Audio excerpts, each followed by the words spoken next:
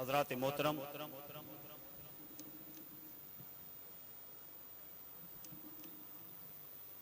آپ تمام احباب قبلہ پیر سید زامن حسین شاہ صاحب رحمت اللہ تعالی علیہ کے عرس پاک کی اس بابرکت محفل میں شریک ہیں۔ کیا کمال ہے کہ جس درگاہ پر، جس بارگاہ میں، جس آستانے پر آپ اس وقت موجود ہیں، اس آستانے کی دو بڑی نسبتیں ہیں۔ ایک نسبت ولایت ہے اور ایک نسبت ان کی خونی رشتہ داری کی ہے، اور یہ دونوں نسبتیں ایسی کمال کی ہیں کہ جس کے لحاظ سے ہم یہ کہہ سکتے ہیں کہ دنیا کے اندر آپ میں سے بے شمار لوگ یا آپ کے خاندان میں سے کسی نہ کسی دربار سے، کسی نہ کسی آستانہ سے منسلک ہوں گے، لیکن صرف ولی ہونا یہ بھی بڑا کمال ہے، لیکن ولی کے ساتھ آل رسول ہونا یہ سب سے بڑا کمال ہے۔ ولی تو ہر کسی قبیلہ سے، کسی بھی قوم سے،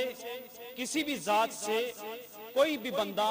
ولایت کے درجہ کو پہنچ سکتا ہے، لیکن آستانہ عالیہ نور پور شریف اس کی جو نسبت رسولی ہے، یہ سعادت بازور بازو نیست، یہ سعادت ہر کسی کے حصہ میں نہیں آتی ہے، اور یہ اعزاز ہم احباب کو حاصل ہے کہ جس دربار پر ہم حاضر ہیں اس دربار کی نسبت ولایت غوث اعظم سے جا کر ملتی ہے، اور نسبت جو ان کی خونی نسبت ہے وہ درگاہ علی اور بارگاہ رسالت مآب صلی اللہ علیہ وسلم سے جا کر ملتی ہے۔ اور دو نسبتوں میں جب آدمی گرا ہوا ہو، اس کا دل کا برتن بھی سیدھا ہو، اور پھر وہ یہاں سے کچھ لے کر نہ جائے اور خالی ہاتھ چلا جائے، تو پھر دینے والوں کی کمی نہیں ہے، لینے والوں میں کمی ہو سکتی ہے۔ دینے والوں کا کوئی قصور نہیں ہے، لینے والوں کا قصور ہو سکتا ہے۔ ہمارے لینے میں لغزش ہو سکتی ہے، ہماری ادا میں لغزش ہو سکتی ہے، ہمارے ادب میں فرق آ سکتا ہے، لیکن یہ گھرانہ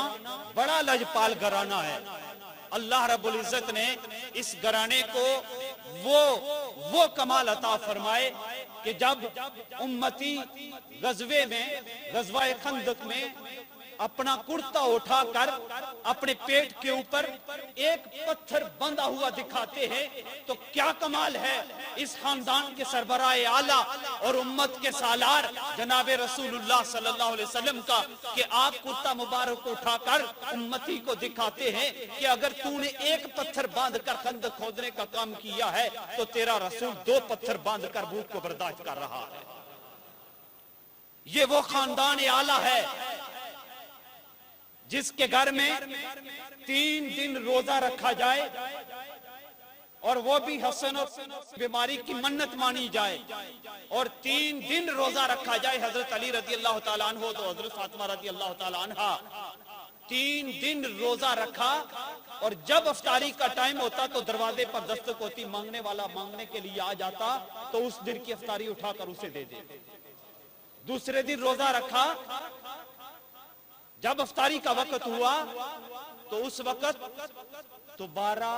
سوالی نے سوال کیا تو دوبارہ دوسرے دن کا کھانا بھی اٹھا کر سوالی کو دے دیا۔ تیسرے دن کا روزہ رکھا، اور جب افطاری کا وقت ہوا تو پھر دروازے پر دستک ہوئی تو اٹھا کر پھر اس کو دے دیتے۔ ارے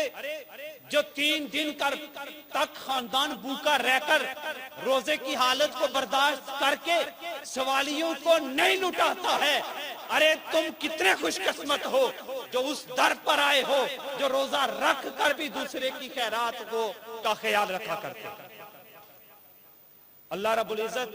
ہمارے دامن کو صاف بھی رکھے، ہمارے دل کو پاک بھی رکھے، اور ہمارے دل و دماغ کا جو ہمارا برتن ہے اس کو اللہ سیدھا بھی رکھے، تاکہ ہم یہاں سے خیرات لے کر جائیں۔ اللہ رب العزت کا احسان ہے کہ ہم اس درگاہ کے ساتھ منسلک ہیں. تھوڑی ہی دیر میں سادات کرام اور پیر صاحب رحمت اللہ تعالی علیہ کے عرس مبارک میں آئے ہوئے جتنے بھی احباب ہیں وہ انشاءاللہ تھوڑی دیر میں مسجد میں آ جائیں گے، اور قبلہ سیدی و مرشدی پیر سید قمر محی الدین صاحب قادری دامت برکاتہم القدسیہ وہ بھی تھوڑی دیر میں ہماری سامنے تشریف لانے والے ہیں. آپ تمام احباب سے صرف ایک ہی التماس ہے، وہ ہمارے صوفی صاحب فرما رہے تھے کہ علماء کے پاس جاؤ تو زبان سنبھال کر بیٹھو، اور جب ولیوں کی بارگاہ میں جاؤ تو دل سنبھال کر بیٹھو. ہمارے دل میں کوئی کسی قسم کا خلفشار نہیں ہونا چاہیے، کسی قسم کا بغض کینہ حسد نہیں رہنا چاہیے، اور صرف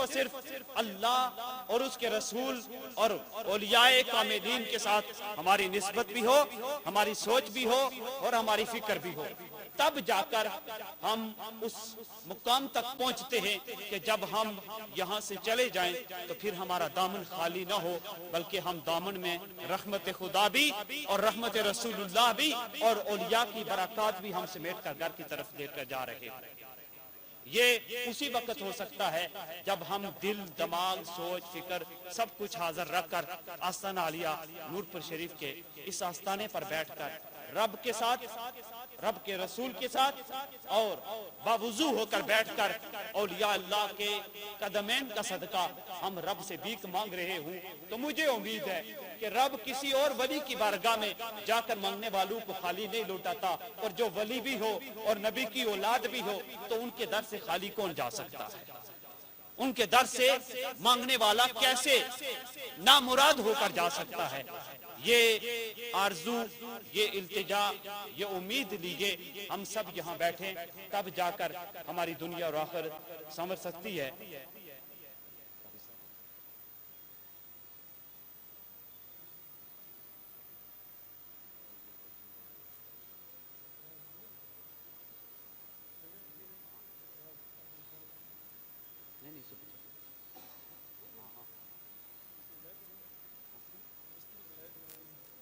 مختصر وقت کے کلام کے لیے میں ملتمس ہوں مستری ولائد صاحب جو اپنا خاص کلام پیش فرمانا چاہتے ہیں مختصر وقت کے لیے.